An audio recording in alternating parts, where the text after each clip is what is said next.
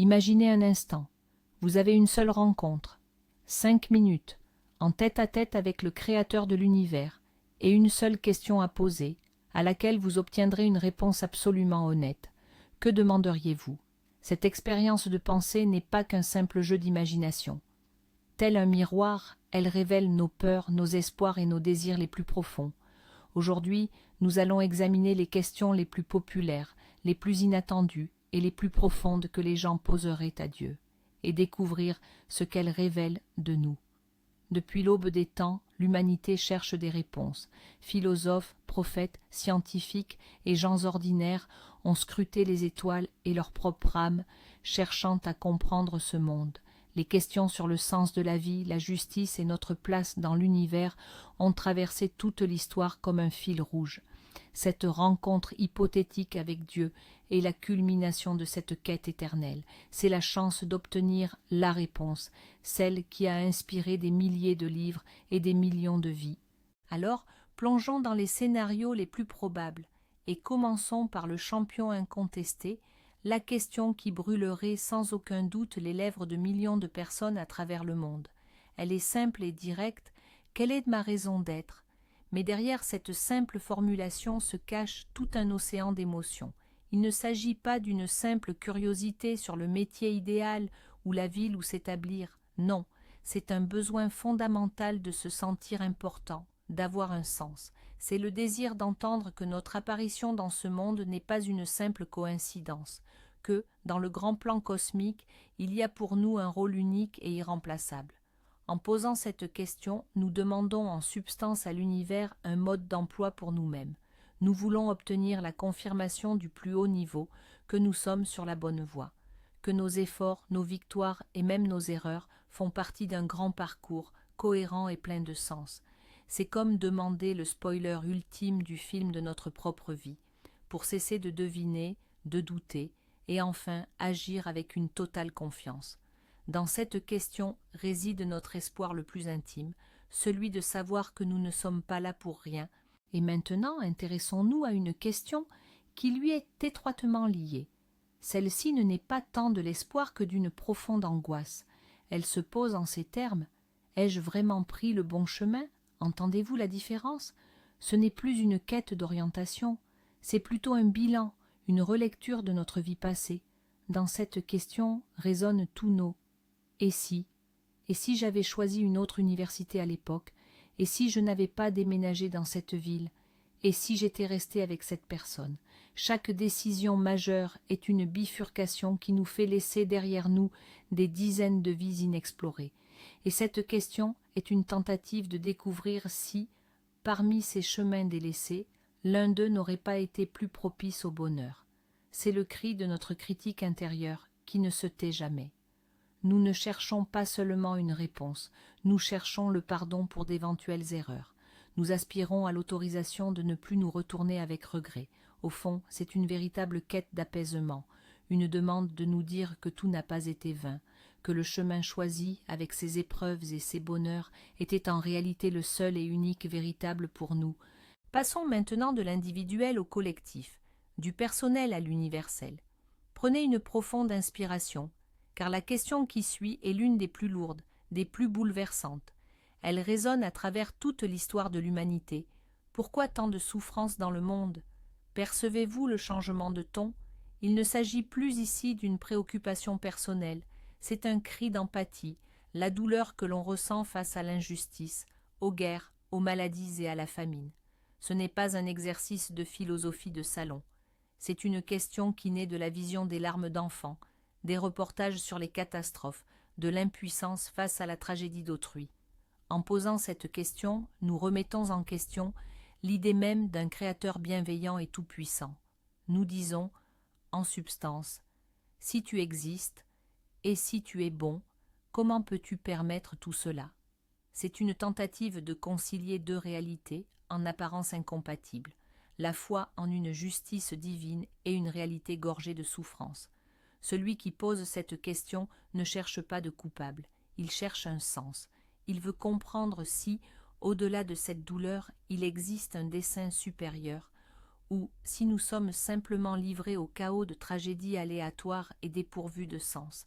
Juste après, et presque main dans la main, se pose la question de la justice, mais sous un angle encore plus pointu. Pourquoi de mauvaises choses arrivent-elles aux bonnes personnes? Il ne s'agit plus de la souffrance en général, mais d'une profonde remise en question de notre sens inné de l'équilibre. Dès l'enfance, nous avons intégré une logique simple. Sois bon et de bonnes choses t'arriveront. Travaille et tu seras récompensé. Pourtant, la vie ne cesse de contredire cette formule si confortable. Nous voyons des personnes intègres tout perdre, des âmes généreuses et lumineuses frappées par d'horribles maladies. Pendant ce temps, ceux qui mentent et font du mal aux autres semblent prospérer. Cette question est une révolte contre le chaos cosmique, l'expression de notre besoin profond et viscéral que l'univers obéisse à des règles, qu'une loi morale existe et qu'elle fonctionne avec la même implacable régularité que la loi de la gravité. Quand nous nous posons cette question, nous ne faisons pas qu'éprouver de la compassion, c'est la peur qui nous étreint, la peur qu'en réalité il n'y ait aucune règle, que la bonté ne soit pas un bouclier, que le malheur puisse s'abattre à tout instant sur n'importe qui, sans égard pour ses actions. Nous cherchons la confirmation que le monde est fondamentalement juste. Sans cela, y vivre deviendrait une expérience insoutenable, terrifiante. Parents. Mais que se passerait-il si nous allions encore plus loin, si nous nous détachions des préoccupations humaines pour poser une question qui englobe tout, absolument tout? Quel est le sens de l'existence? Il ne s'agit plus de nous, ni du bien et du mal, ni du destin et de la destinée. C'est une interrogation sur la nature profonde du réel. Pourquoi les galaxies existent-elles? Dans quel but le soleil brille-t-il? Quelle est la finalité ultime de cette danse infinie d'atomes que nous appelons l'univers? Celui qui se pose cette question aspire à percevoir le monde avec le regard du Créateur. Il ne veut pas comprendre son propre rôle dans la pièce, mais bien la conception globale de la mise en scène. C'est le summum de la curiosité humaine, le désir de savoir si tout ce grand spectacle a une finalité, ou si ce n'est qu'un processus infini, sans début ni fin. C'est la question de savoir si notre existence, celle de la vie et de la conscience, constitue l'aboutissement de ce processus, ou si nous ne sommes qu'une étape intermédiaire vers quelque chose d'inimaginable. La réponse pourrait soit donner un sens absolu à toute chose, soit confirmer que nous ne sommes qu'une belle mais entièrement fortuite anomalie dans le cosmos silencieux. Bien sûr, il est impossible d'ignorer cette curiosité cosmique qui nous anime tous, la question éternelle « Sommes-nous seuls dans l'univers ?» Cette interrogation révèle en nous des explorateurs et des rêveurs éternels. Depuis que le premier homme a levé les yeux vers le ciel nocturne, elle nous hante. Des milliards d'étoiles, des milliards de galaxies, serait-il possible que tout ce spectacle grandiose ait été créé pour un unique observateur? Interroger le divin sur ce point, c'est espérer une réponse définitive à cette énigme qui passionne les scientifiques, les auteurs de science-fiction, et quiconque a un jour levé les yeux vers les étoiles. C'est bien plus qu'un simple intérêt scientifique. Cette question recèle notre espoir de ne pas être seul dans l'univers, que quelque part, dans des mondes lointains, d'autres formes de vie, d'autres civilisations se posent peut-être les mêmes interrogations. Une réponse positive nous offrirait un incroyable sentiment d'appartenance et ouvrirait une nouvelle ère pour l'humanité. Une réponse négative, en revanche, soulignerait notre unicité et notre immense responsabilité. La réponse à cette question transformerait à jamais notre perception de notre propre place dans le cosmos. Voici une question qui nous hante tous, sans distinction de foi, d'âge ou de conviction. Elle touche au plus grand mystère auquel chacun de nous est confronté. Que se passe-t-il après la mort? Cette interrogation naît de la peur humaine la plus profonde, celle du néant, celle de l'inconnu. Nous pouvons élaborer des théories, croire au paradis ou à la réincarnation, ou bien considérer qu'il n'y a rien après la mort. Mais au fond de nous, personne ne sait avec certitude, et cette incertitude est terrifiante. Obtenir une réponse à cette question, c'est lever le dernier voile, c'est savoir si la conscience s'éteint pour toujours ou si quelque chose d'autre nous attend, c'est le désir de trouver du réconfort, de s'assurer que la fin du chemin terrestre n'est pas un point final, mais une virgule, ou des points de suspension. Pour le croyant, c'est une chance de confirmer sa foi. Pour l'athée, d'obtenir une preuve ou une réfutation de ses propres vues. Mais pour tous, sans exception, c'est l'opportunité de se libérer de la principale angoisse existentielle.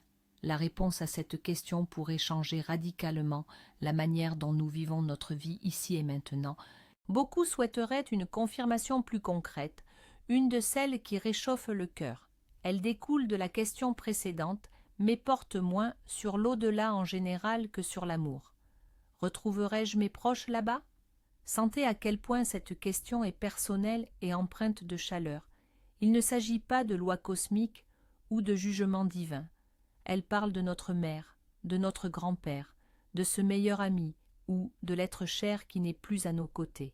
Elle naît de la douleur de la perte et de l'espoir lumineux de retrouvailles. C'est la question de savoir si nos liens terrestres, notre amour et notre affection sont quelque chose d'éternel ou s'ils se brisent avec le dernier souffle. Nous voulons savoir que ces liens qui donnaient un sens à notre vie ne disparaîtront pas sans laisser de traces, que les rires, les étreintes et les conversations profondes ne sont pas de simples souvenirs, mais quelque chose que l'on pourra revivre. C'est sans doute la plus humaine de toutes les questions. Elle est dénuée d'égoïsme ou de soif de savoir. Il n'y a en elle que de l'amour et l'espoir que les personnes les plus importantes pour nous ne sont pas parties pour toujours, mais nous attendent simplement quelque part, plus loin. Maintenant changeons de registre. Après les questions de cœur, abordons celles de l'esprit. Passons à la science et aux plus grands mystères qui captivent notre imagination. Imaginez une question que pourrait poser un scientifique ou un philosophe. Quelle est la plus grande énigme de l'univers que l'humanité ne résoudra jamais, quelles que soient les circonstances? C'est une démarche d'une finesse et d'une profondeur rares. Celui qui la formule ne demande pas une solution toute faite. Il demande qu'on lui indique les frontières de la connaissance. C'est comme s'il disait « Je comprends que nous ne sommes pas omnipotents. Alors, indique-moi ce mur contre lequel il est inutile de s'acharner. » Nous nous acharnons sur la nature de la matière noire, tentons de percer les secrets de l'horizon des événements d'un trou noir et débattons de ce qui précédait le Big Bang. Cette question permet de découvrir laquelle de ces portes est à jamais scellée. Elle émane d'un esprit curieux, soucieux du temps et des ressources de l'humanité. Connaître ce qui nous sera à jamais inaccessible, c'est en soi une immense sagesse qui pourrait orienter toute notre démarche scientifique sur des voies radicalement différentes. Et si la question ne portait pas sur l'avenir, mais sur le passé, sur ces moments de l'histoire voilés de conjectures et de controverses, que s'est-il réellement passé à tel ou tel moment clé de l'histoire? Imaginez un instant, une seule réponse, et nous saurions avec certitude qui a bâti les pyramides égyptiennes. Qu'est devenue la civilisation maya? Le roi Arthur a-t-il réellement existé? Que s'est-il passé la nuit du col de Diatlov? Ou, pour aborder une perspective plus globale, quelle a été la véritable étincelle qui a déclenché la Première Guerre mondiale? Chaque réponse de ce type pourrait réécrire des milliers de manuels, dissiper des mythes séculaires ou, au contraire, confirmer les légendes les plus audacieuses. C'est la question qui assouvit notre fin d'histoire, le désir de séparer la vérité de la fiction, les faits de la propagande. La personne qui pose cette question cherche une vérité objective, impossible à obtenir auprès de sources humaines, car elles sont par nature subjectives. C'est une tentative de sonder le passé, non pas à travers le verre trouble des interprétations, mais de le voir tel qu'il fut réellement. Une seule de ces réponses transformerait notre compréhension de notre histoire et de notre présent. Inévitablement, la question religieuse surgirait dans notre discussion, celle-là même qui a provoqué d'innombrables controverses, conflits et chefs-d'œuvre. La question fondamentale étant, quelle est la vraie religion? C'est le cri d'une âme humaine, épuisée par l'incertitude. De par le monde, des milliers de croyances, de confessions et de pratiques spirituelles coexistent. Chacune prétend détenir le chemin unique vers la vérité, le salut ou l'illumination. Pour celui ou celle qui est en quête spirituelle, ce choix peut s'avérer un véritable supplice. Adresser une telle question à Dieu, c'est rechercher une réponse ultime, c'est aspirer à mettre fin à toute controverse, à trouver un ancrage solide et à discerner quels textes sacrés, rituels et commandements reflètent véritablement la volonté divine. C'est l'aspiration à des directives claires et non équivoques. C'est vouloir cesser de douter et enfin se consacrer à une seule tradition spirituelle dont la véracité serait garantie. La réponse à cette question pourrait unir l'humanité sous une même bannière ou, au contraire, ébranler les fondements mêmes des civilisations bâties sur la foi. Voici une approche peut-être un peu égoïste, mais d'une honnêteté brutale et si facile à comprendre. Avouons-le, nombreux sont ceux qui se sont posé la question « Comment devenir absolument heureux ?» Remarquez bien, pas juste heureux, mais absolument. Cette question ne porte ni sur le destin, ni sur un sens de la vie universelle. Elle est extrêmement concrète et axée sur notre propre bien-être. Et il n'y a absolument rien de mal à cela. Après tout, la quête du bonheur est le moteur fondamental de toutes nos actions. En posant cette question, nous ne cherchons pas une vérité philosophique complexe, mais une formule personnelle. Un sésame, un mode d'emploi garanti de fonctionner. Que dois-je changer? À quoi dois-je renoncer? Vers quoi dois-je tendre pour atteindre cet état d'harmonie, de joie et de plénitude? C'est un peu comme demander au créateur d'un jeu vidéo un code de triche pour la quête principale. Nous sommes épuisés par la méthode des essais et erreurs. Nous voulons un raccourci. Cette question révèle notre vulnérabilité humaine et le désir le plus simple, mais aussi le plus puissant, être simplement heureux, sans conditions complexes ni la moindre réserve. Ajoutons une pointe d'humour et de pragmatisme, parce que, soyons honnêtes, sous le coup du stress ou du désespoir, notre cerveau peut nous pousser à de telles pensées. Quels sont les numéros gagnants du prochain loto? Ne nous hâtons pas de juger. À première vue, c'est la question la plus terre-à-terre et la plus mercenaire qui soit. Mais, si l'on y regarde de plus près, qu'est-ce qui se cache derrière? Ce qui se cache derrière, c'est une fatigue colossale. La fatigue liée aux dettes, au manque d'argent, à la lutte constante pour la survie. La personne qui pose cette question n'est pas forcément cupide, elle est peut-être simplement à bout. Elle ne voit pas l'argent comme un luxe, mais comme une liberté. La liberté de soigner un proche malade, d'offrir une bonne éducation à ses enfants, de ne plus s'inquiéter du lendemain et, enfin, de souffler. C'est une tentative de régler d'un coup toutes ces difficultés matérielles pour faire de la place à quelque chose de plus grand. C'est un cri d'aide qui prend la forme la plus simple et la plus compréhensible. C'est le désir d'une baguette magique pour réparer d'un seul coup tout ce qui semble brisé dans une vie. Élevons le débat et tournons-nous vers l'avenir, non pas notre avenir personnel, mais celui de l'humanité. Quel sera le destin de l'humanité au cours du prochain siècle? Cette question révèle une profonde inquiétude et un sens aigu des responsabilités envers les générations futures. Nous vivons une époque de changements fulgurants, de menaces écologiques croissantes et de percées technologiques capables de nous sauver comme de nous anéantir. Il est donc naturel de vouloir savoir dans quelle direction avance notre vaisseau. Parviendrons-nous à maîtriser le changement climatique? L'intelligence artificielle sera-t-elle notre allié ou notre bourreau? Assisterons-nous à de nouvelles guerres ou à une ère de prospérité universelle? En posant cette question, nous cherchons une véritable feuille de route, afin de savoir quels dangers éviter et quelles opportunités saisir impérativement. C'est une question que pourrait poser, non pas un simple individu, mais le représentant d'une espèce. Elle montre que nous sommes capables de penser non seulement à nous-mêmes, mais aussi à notre destinée commune. La réponse serait la prédiction la plus cruciale de l'histoire, capable d'orienter les efforts de l'humanité tout entière vers une voie unique et juste. Il y a aussi des questions empreintes d'un désespoir silencieux, celles que l'on murmure quand toutes les autres espérances se sont éteintes. Y a-t-il, pour moi ou pour mes proches, une chance de guérison? Cette question naît dans les couloirs des hôpitaux, durant les nuits blanches passées au chevet d'un enfant ou d'un parent malade. Quand les médecins haussent les épaules, quand la médecine traditionnelle est impuissante, la foi en un miracle demeure le dernier refuge. Ici, pas de place pour la philosophie ou les grandes questions. Tout se réduit à un seul et unique point, la vie et la santé de l'être aimé. Ce n'est pas une demande d'explication des lois de l'univers, c'est une supplication pour qu'elles soient suspendues, au moins une fois pour une seule personne. Dans cette question réside toute notre vulnérabilité face à la maladie et à la mort. C'est la reconnaissance de notre propre impuissance et un appel à une force qui nous dépasse. La personne qui la pose ne cherche pas la connaissance, elle cherche l'espoir, elle veut entendre un seul mot, celui qui peut tout changer. Oui. Abordons des questions plus abstraites, plus philosophiques, des interrogations qui remettent en cause la notion même de commencement. Qu'y avait-il avant le Big Bang?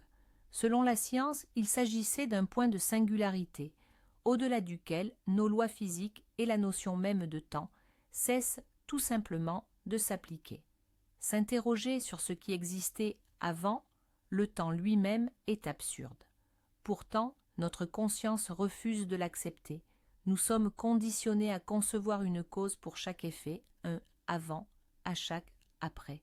Poser cette question, c'est tenter de voir au-delà de notre univers, par-delà l'existence même telle que nous la connaissons.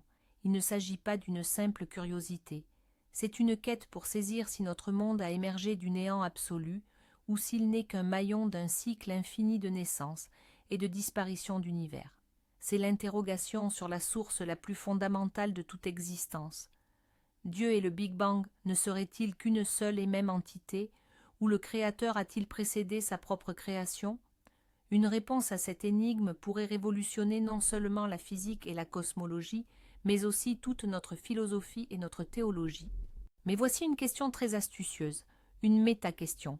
C'est une sorte de vœu de génie, une tentative de déjouer le système même du questionnement. Elle se formule ainsi. Quelle question aurais-je dû vous poser? Génial, n'est-ce pas? Celui qui la formule reconnaît ses propres limites. Il comprend que sa propre vision du monde est peut-être trop étroite pour formuler la question essentielle.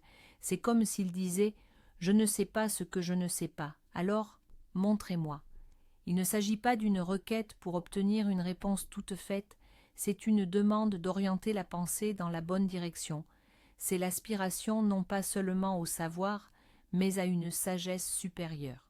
La réponse à une telle question pourrait constituer le point de départ d'un niveau de conscience complètement nouveau.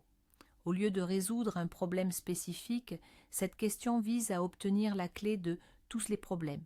C'est le summum de l'humilité et de la soif de connaissance tout à la fois. L'individu n'impose pas son propre agenda, mais demande qu'on lui montre ce qui compte réellement dans une perspective d'éternité. Mais il y a une question qui bouleverse toute la perspective. Elle révèle une profondeur d'empathie et de conscience absolument incroyable. Imaginez un instant, au lieu de demander quelque chose pour vous-même ou pour le monde, vous vous tournez vers le Créateur et lui posez cette question. Es-tu heureux? Réfléchissez-y une seconde, des milliards de personnes prient, demandent, exigent, se plaignent. Tout notre lien avec le divin repose sur nos propres besoins. Et voilà qu'apparaît quelqu'un qui, au lieu de demander, choisit de donner son attention, sa compassion. Cette question élève la communication à un niveau absolument inédit. Elle transforme Dieu, passant d'un distributeur tout-puissant de réponses à un être capable lui aussi d'éprouver des sentiments. C'est la question que poserait un véritable ami. Il n'y a aucune recherche de bénéfice personnel, aucune tentative de résoudre ses propres problèmes.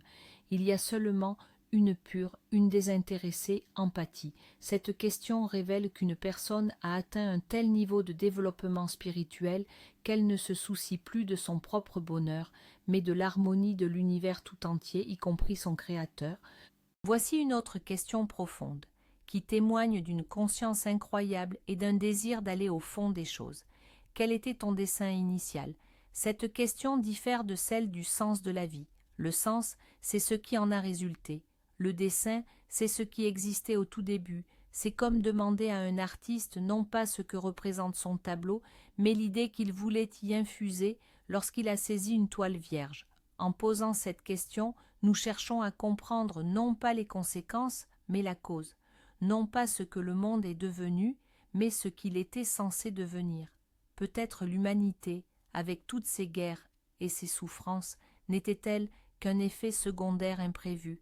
Ou bien, au contraire, nos luttes et nos dépassements faisaient-ils précisément partie de ce dessein? C'est une tentative de séparer l'intention pure de ce qui s'est concrétisé dans la réalité, de comprendre si nous suivons le plan initial ou si nous avons dévié de notre trajectoire depuis longtemps. La réponse à cette question pourrait nous offrir le système de coordonnées le plus précis pour évaluer toutes nos actions et toute notre histoire. Et enfin, voici la question la plus altruiste, la plus désintéressée de toutes. Elle ne demande rien, elle offre. Comment puis-je aider ? Imaginez la puissance de cette phrase. Elle change complètement la dynamique. On ne se positionne plus en tant que demandeur, mais en tant que partenaire. On ne demande pas ce que l'univers peut faire pour nous, mais ce que nous pouvons faire pour l'univers. Cette question suppose que le Créateur a un plan, qu'il y a une œuvre à accomplir. Et l'être humain, au lieu de se soucier de ses petites préoccupations personnelles, est prêt à devenir un instrument entre les mains d'une force supérieure pour la réalisation d'un grand dessein. C'est le sommet du service, l'absence totale d'ego. En posant cette question, on déclare « Mes désirs personnels n'ont pas tant d'importance. Ce qui compte, c'est le plan global. Indique-moi mon rôle quel qu'il soit, et je l'accomplirai. » Ce n'est pas une question de recevoir, mais de donner, et c'est peut-être là que réside la réponse à toutes les autres questions. Et si le véritable enjeu de cette histoire n'était pas la réponse que vous obtiendriez, mais la question même que vous choisiriez de poser, réfléchissez-y. La question de la souffrance révèle votre compassion, celle du sens de l'univers, votre curiosité, celle de la loterie, votre lassitude face au tracas quotidien, et celle de votre destinée, votre quête de sens personnel. Chacune de ces options est une photographie instantanée de votre âme. Elle révèle ce qui compte le plus pour vous à cet instant précis de votre vie. L'acte même de choisir votre question devient la plus profonde des révélations. Peut-être que Dieu connaît déjà la réponse, mais poser la question est essentiel pour que vous damnés compreniez qui vous êtes réellement. Lors de cette rencontre, la réponse cruciale n'est pas celle que vous donnez à Dieu, mais celle que vous vous donnez à vous-même. Il en ressort que cette expérience de pensée est un formidable outil pour la connaissance de soi. Elle nous pousse à écarter le superflu et à nous concentrer sur l'essentiel. La vraie sagesse ne réside pas dans le fait d'obtenir toutes les réponses, mais dans l'art de poser les bonnes questions. Merci d'avoir regardé cette vidéo jusqu'au bout. Si elle vous a fait réfléchir, n'oubliez pas de laisser un pouce bleu et de vous abonner à la chaîne pour ne pas manquer nos prochaines réflexions. Et maintenant, le plus important, écrivez en commentaire quelle est l'unique question que vous poseriez. Je suis très curieux de lire vos propositions.